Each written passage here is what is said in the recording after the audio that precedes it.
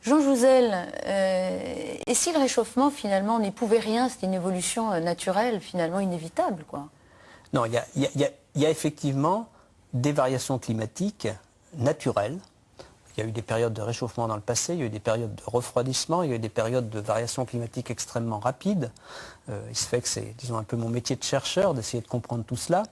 Mais ce que m'a enseigné ce métier, ce regard vers le passé, c'est aussi que, finalement, l'homme est en train de modifier les choses depuis à peu près 200 ans au moins. Comment il les modifie? Bien, déjà, et ce sur quoi le premier point, tout le monde s'accorde à dire qu'il y a une augmentation de la concentration en gaz carbonique de 30%, le méthane a plus que doublé.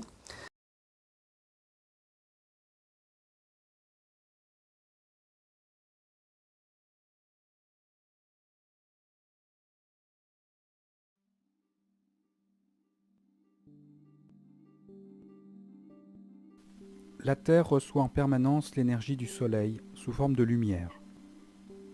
Les basses latitudes en reçoivent davantage que les pôles.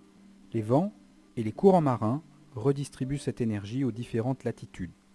Pour mieux comprendre ces phénomènes et calculer leur impact, les chercheurs recourent à des simulations mathématiques. Ils découpent l'atmosphère en mailles élémentaires. Il leur est alors possible de calculer l'évolution de chaque maille en faisant un bilan d'énergie et de matière qui tient compte des échanges avec les mailles adjacentes. Il faut en effet tenir compte de nombreux paramètres, par exemple les nuages qui réfléchissent ou absorbent plus ou moins l'énergie issue du Soleil, la végétation qui contrôle la production d'oxygène ainsi que la production et l'absorption de dioxyde de carbone, du CO2, la topographie qui joue un rôle important dans le cycle de l'eau via les rivières et les précipitations, ou les activités humaines qui modifient le paysage et génèrent beaucoup de CO2 et d'autres gaz à effet de serre. Les océans ont un rôle très important dans le transport et la répartition de la chaleur dans notre environnement. Ils sont également découpés en mailles élémentaires dans le modèle, et ces mailles prennent en compte les courants marins, les différences de température, de salinité, et aussi l'activité biologique. Certains micro-organismes vivant dans l'océan fixent du carbone dans leurs coquilles lors de leur croissance. À leur mort, les coquilles tombent au fond des océans. Les océans jouent ainsi le rôle de puits de carbone. Pour manipuler l'ensemble des données, les chercheurs ont besoin d'ordinateurs très puissants en termes de mémoire et de capacité de calcul. Ils doivent en effet être capables de résoudre à chaque pas de temps des systèmes comportant des milliers d'équations couplées. Le calcul est en fait distribué dans des dizaines de processeurs qui fonctionnent simultanément.